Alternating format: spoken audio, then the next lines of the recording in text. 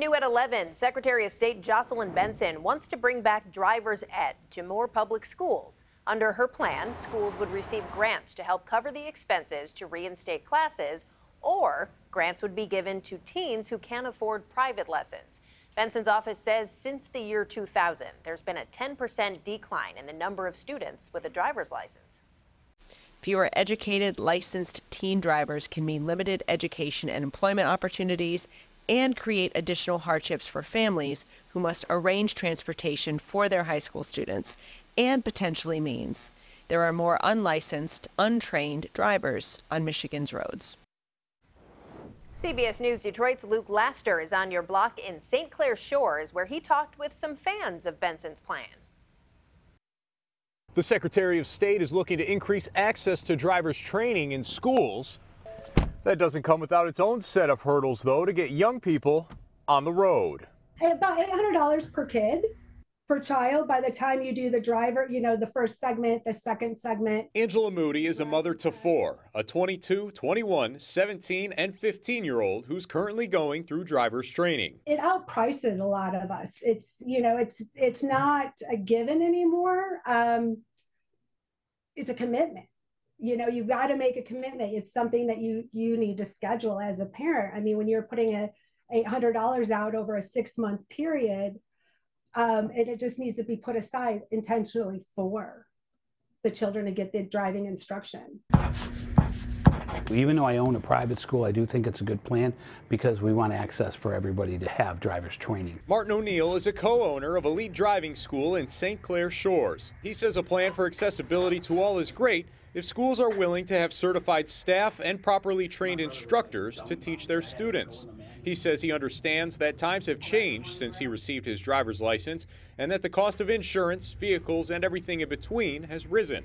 He also says an overall interest in people under the age of 18 to get behind the wheel has also gone down. My biggest practice lessons are 18 to 25-year-olds. Why? Because it is cost prohibitive for some. I think some kids right now just don't want to get their license.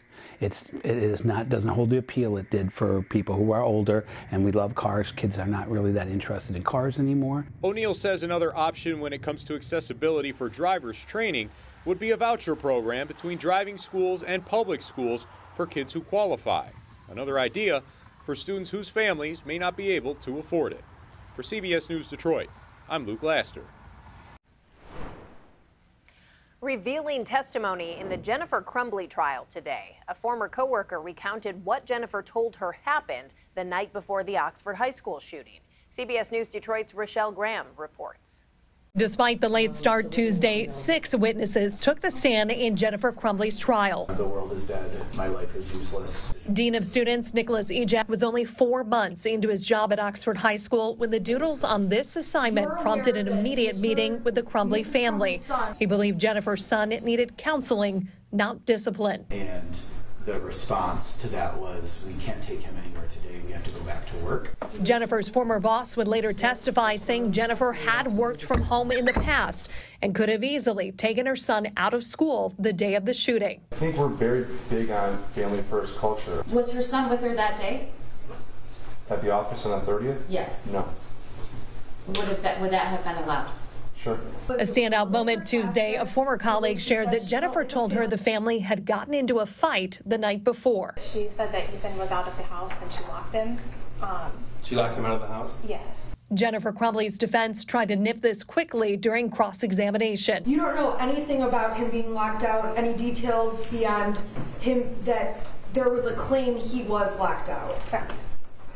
So you don't know if he was locked out because he made an accident and left keys in the house, or if Jennifer Crumbley intentionally locked him out. You don't know the context around any of that, correct? I'm sorry? I don't know. That same coworker said she was surprised to see Crumbley come back to work after the meeting over the math assignment. I just said that I think I would have brought my son home if it had happened to me. Something along the lines of that. I just said I would have brought my son home. The day wrapped with 3 law enforcement witnesses. Evidence presented during their testimony showed the shooter's bedroom. Targets visible on the wall that there was apparently bullet holes in them. A photo of the bathroom stall where he left his backpack moments before the shooting, and Jennifer Crumbley's reaction as investigators executed a search warrant and were inside her home. He's never been in trouble. He's never done anything. Like, he's never done anything wrong. He's a good kid. This is up. Yeah. So, like, my son just ruined his life. I'll probably never see him again. Like, what the this shooting.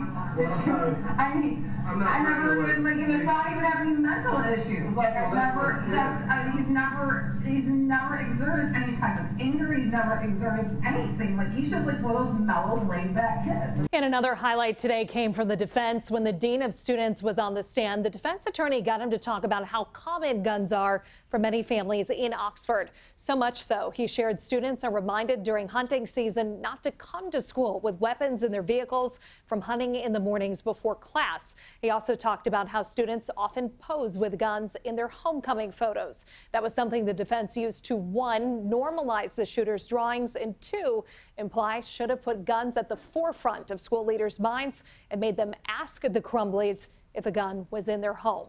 Rochelle Graham, CBS News, Detroit. Stay with CBS News Detroit for coverage of the trial and expert analysis. You can stream the trial each day live on the CBS News app, Pluto TV, and at cbsdetroit.com. President Biden will be in Michigan on Thursday to meet with members of the United Auto Workers Union. The trip comes after UAW President Shawn Fain announced the union's endorsement of Biden in his re-election campaign. Last September, Biden joined striking UAW workers on the picket line in Belleville, but Fain held off on endorsing him until last week. Donald Trump called Fain a dope for backing Biden and said the UAW should get rid of Fain. Michigan Attorney General Dana Nessel is asking a judge to dismiss a lawsuit challenging abortion rights in the state. In 2022, Michigan voters overwhelmingly passed Proposal 3 to enshrine reproductive rights in the state constitution. Last November, the organization Right to Life of Michigan filed a federal lawsuit to overturn that vote. Nessel says Right to Life wants to undermine the will of Michigan voters. This lawsuit is a threat to that. And if the plaintiffs are successful, they will have not just overturned the will of the people and the voters in 2022, but they'll be putting the lives of women at great risk in this state. In a statement responding to the motion, Right to Life of Michigan claims that Prop 3 didn't allow parents to raise their kids the way they want to raise them. Firefighters in Macomb Township rescued a driver who was trapped in a flooded ditch. Allison Adams was driving near 24 Mile and North Avenue when her car went into that ditch. She says it slowly started to sink into the icy water. Firefighters quickly arrived to help her. They used a ladder to get her onto solid ground without even getting wet.